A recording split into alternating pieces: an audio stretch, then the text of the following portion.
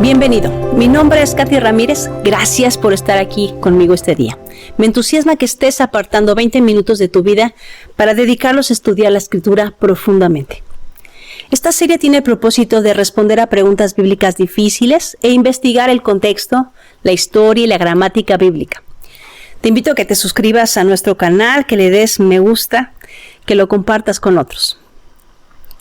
La pregunta que vamos a investigar juntos este día es: ¿qué significa escuchar a Dios? Y para poder responder esta pregunta vamos a analizar dos palabras. Estas dos palabras son tan importantes que vale la pena dedicarles un episodio completo. Y estos son los términos escuchar y, por supuesto, ser discípulo. Si Dios habla y lo hace, yo quiero saber qué hago con todo lo que dice, ¿cierto? Y por otro lado, la Biblia nos llama a no ser solamente creyentes, sino discípulos. En el Evangelio de Juan, Jesús dijo a sus seguidores: si vosotros permaneciereis en mi palabra, seréis verdaderamente mis discípulos y conoceréis la verdad y la verdad os hará libres. Anota, permanecer. ¿Qué hacía un discípulo? Un discípulo seguía a su maestro. La palabra para discípulo en hebreo es talmid. En el Antiguo Testamento encontramos esta palabra en la profecía de Isaías y dice así: ata el testimonio, sella la ley entre mis discípulos. La raíz de talmid o discípulo es limud y se puede traducir como alguien instruido, enseñado, habituado o acostumbrado a algo. Alguien que es hábil o adiestrado. Es decir, no es solamente un alumno común y corriente. Es alguien que se convierte en experto practicando algo hasta que se vuelve diestro. Cuando hablamos, por ejemplo, del discípulo de Miguel Ángel Buonarroti, el famoso pintor y escultor del Renacimiento italiano, si yo te enseño una pintura de Caravaggio, no vas a decirme que era un aprendiz. Caravaggio no fue un alumno que pasó con 6 el examen porque aprendió a mezclar colores. Estamos hablando de uno de los pintores y arquitectos más importantes del barroco. El discípulo se vuelve un experto porque practica, observa, repite e imita a su maestro hasta que es tan hábil o más que él. La relación entre un discípulo o un talmid con su maestro en el tiempo bíblico era así de estrecha, porque el discípulo aprendía observando las acciones, procesos de razonamiento y ponía atención a las prácticas religiosas de su rabí. Aprendía a vivir por su ejemplo. El talmid, el discípulo, además imitaba la conducta y el carácter de su rabí, porque lo amaba. Literalmente, un discípulo se comía el polvo de su maestro. Si tú has decidido convertirte en un discípulo de Jesús, de Yeshua, el Mesías de Israel, porque estás agradecido, porque fuiste rescatado con su sangre de la esclavitud del pecado y entiendes que ahora le perteneces a Él, porque sabes que has recibido su gracia y puedes volver a casa, entonces también entiendes que puedes ser completamente restaurado y que ahora estás en una relación de pacto. Entonces el primer paso en este camino del discípulo es aprender a escuchar a tu maestro. La palabra de Dios tiene todos los elementos que nuestra vida necesita para que podamos convertirnos en discípulos. El propósito final de andar en este camino es que volvamos a la imagen de Dios, al diseño original que el Creador planeó para nosotros desde el jardín del Edén. Dice así la Escritura: porque como desciende de los cielos la lluvia y la nieve y no vuelve allá, sino que riega la tierra y la hace germinar y producir, y da semilla al que siembra y pan al que come, así será mi palabra que sale de mi boca. No volverá a mí vacía, sino que hará lo que yo quiero y será prosperada en aquello para que la envíe. Isaías 55. De la misma manera como la lluvia riega la tierra y la hace fecundar y germinar, de esta misma forma la palabra de Dios riega nuestra vida para producir fe y germinar en fruto espiritual. ¿Qué frutos se espera que produzcamos? La Biblia lo dice. Este es el fruto. Tu vida tiene que producir amor y gozo y paz, paciencia, benignidad, bondad, fe, mansedumbre, templanza. Así es como vive un discípulo. ¿Qué significa entonces escuchar a Dios? Vamos a analizar algunos pasajes. Abre tu Biblia. En Efesios capítulo 1, versículo 13 al 14. Dice así. En él también vosotros, habiendo oído la palabra de verdad, el evangelio de vuestra salvación, y habiendo creído en él, fuisteis sellados con el Espíritu Santo de la promesa, que es las arras de nuestra herencia, hasta la redención de la posesión adquirida para alabanza de su gloria. Y en Romanos 10, Pablo nos dice algo semejante. Así que la fe es por el oír, y el oír por la palabra de Dios. El primer paso para desarrollar una fe transformadora en nuestras vidas es oír la palabra de Dios con atención. Pero oír no solo es recibir información. Vamos a analizar lo que significa desde la perspectiva bíblica. Cuando los doctores de la ley le preguntaron a Jesús, Maestro, ¿cuál es el más grande de los mandamientos?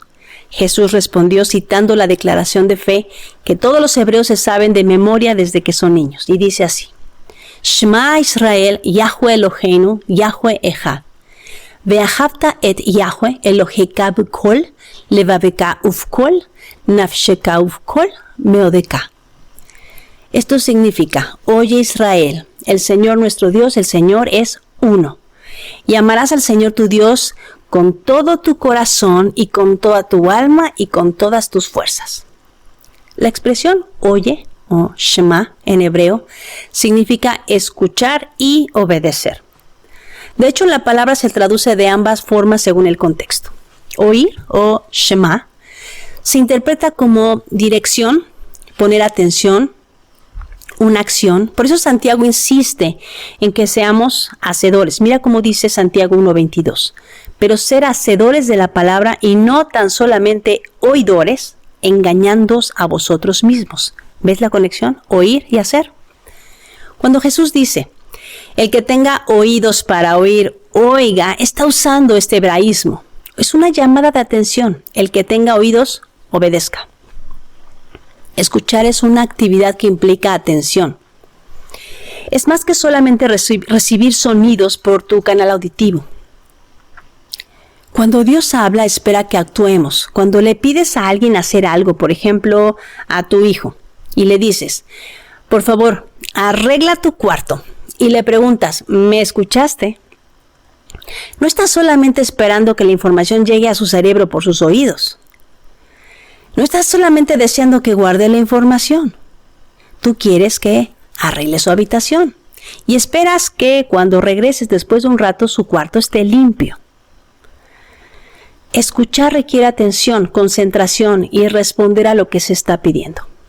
Cuando Dios le dice a Israel, oye Israel, el Señor es uno, lo que está pidiéndole a su pueblo es que se concentre, que responda a lo que Dios hizo por ellos, no teniendo otros dioses.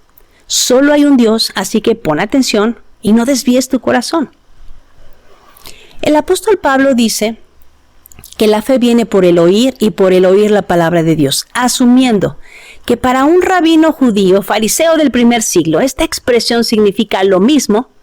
Tiene más sentido concluir que el texto dice la fe viene por el oír y por el obedecer la palabra de Dios. Y te voy a dar algunos testigos para que quede claro este concepto. En Deuteronomio capítulo 11, versículo 13 dice, si obedeciereis, Shema, cuidadosamente a mis mandamientos que yo os prescribo hoy, amando a Jehová vuestro Dios y sirviéndole con todo vuestro corazón y con toda vuestra alma, yo daré la lluvia de vuestra tierra a su tiempo, y la temprana y la tardía, y recogerás tu grano, tu vino y tu aceite. Shema entonces es lo mismo que guardar el pacto. Shema es también obedecer. En hebreo no hay otra palabra para obedecer. Si quieres decir escucharé y obedeceré lo que me pidas, en hebreo vas a decir Shema, Shema. En Éxodo 24:7 dice, y tomó el libro del pacto y lo leyó a oídos del pueblo, el cual dijo: haremos todas las cosas que Jehová ha dicho y obedeceremos. Shema. En hebreo aquí en realidad dice todo lo que Dios ha dicho, haremos y escucharemos. Aquí los dos verbos en realidad son sinónimos. Escuchar es hacer, es ser obediente. Escuchar y hacer es lo mismo en hebreo, por eso los profetas repetían una y otra vez: a quienes hablaré y advertiré para que oigan. He aquí sus oídos están cerrados y no pueden escuchar. He aquí la palabra del Señor les es oprobio, no se deleitan en ella. En la profecía de Ezequiel dice: hijo de hombre, habitas en medio de la casa rebelde. Tienen ojos para ver y no ven, oídos para oír y no oyen, porque son una casa rebelde. No significa que todo el pueblo fuera literalmente sordo, sino que no hacían lo que Dios les pedía. Este hebraísmo es un patrón en toda la Escritura. Cuando Jesús concluye el Sermón del Monte, que es básicamente la interpretación correcta de la ley de Dios, dice: cualquiera pues que me oye estas palabras y las hace, le compararé a un hombre prudente que edificó su casa sobre la roca. Puedo seguir con ejemplos. En Deuteronomio 30:12 dice: no está en el cielo la palabra de Dios para que digas: ¿quién subirá por nosotros al cielo y nos la traerá y nos lo hará oír para que lo cumplamos? Ni está al otro lado del mar para que digas: ¿quién pasará por nosotros el mar para que nos lo traiga y nos lo haga oír a fin de que lo cumplamos? El profeta Isaías dice en el capítulo 30: porque este pueblo es rebelde, hijos mentirosos, hijos que no quisieron oír la ley de Jehová. Y el autor de Hebreos nos hace esta aclaración: porque también a nosotros se nos ha anunciado la buena nueva como a ellos, a Israel, pero no le aprovechó el oír la palabra porque no iba acompañada de fe en los que la oyeron. Pedro, en su sermón en el pórtico de Salomón, presentó un panorama bíblico extenso y profético, explicando que el Mesías era el profeta como Moisés, que había sido anunciado por boca del mismo Creador. En Deuteronomio 18 leemos: profeta del medio de ti, de tus hermanos, como yo, te levantará Jehová tu Dios, a él oiréis. Conforme a todo lo que pedisteis a Jehová tu Dios en Horeb, el día de la asamblea, diciendo: no vuelva yo a oír la voz de Jehová mi Dios, ni vea yo más este gran fuego, para que no muera. Y Jehová me dijo: han hablado bien en lo que han dicho. Profeta les levantaré del medio de sus hermanos como tú, y pondré mis palabras en su boca, y él les hablará todo lo que yo les hablaré. Mas a cualquiera que no oyere mis palabras que él hablar en mi nombre, yo le pediré cuentas. Todas las palabras de Jesús le fueron dadas por el Padre. Él no habló nunca por su propia cuenta. Jesús dijo: porque yo no he hablado por mi propia cuenta, sino que el Padre mismo que me ha enviado me ha dado mandamientos sobre lo que he de decir y lo que he de hablar. La consecuencia de no escuchar sus palabras es muy grave, porque es palabra de Dios y produce juicio y ser desarraigados del pueblo de Dios.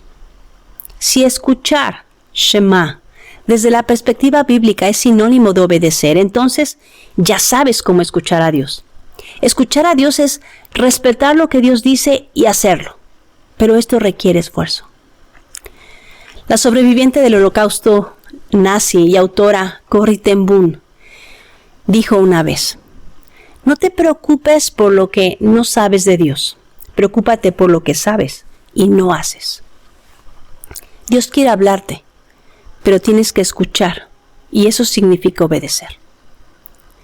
En Deuteronomio 12:28 dice la palabra de Dios: guarda y escucha todas estas palabras que yo te mando, para que haciendo lo bueno y lo recto ante los ojos de Jehová tu Dios, te vaya bien a ti y a tus hijos después de ti para siempre. Si eres discípulo, entonces escuchas y obedeces la palabra de Dios. ¿Cómo escuchas a Dios? Simplemente haces lo que te dice. Jesús repitió: ¿y por qué me llamas Señor, Señor, y no haces lo que yo digo? No puedes llamar a Jesús Señor y Maestro a menos que estés listo para cambiar tu forma de escuchar sus palabras y responder apropiadamente. Dios escucha tu oración y siempre responde. Un discípulo escucha, Shema, sus enseñanzas y responde apropiadamente. Ahora ya entiendes por qué Jesús concluía sus enseñanzas diciendo, el que tenga oídos para oír, oiga. Lo que en realidad estaba diciendo es, ustedes han oído mis enseñanzas, ahora vayan y obedezcan. Recuerda, no dejes que nadie te diga lo que dice la Biblia. Léela por ti mismo. Que Dios te bendiga.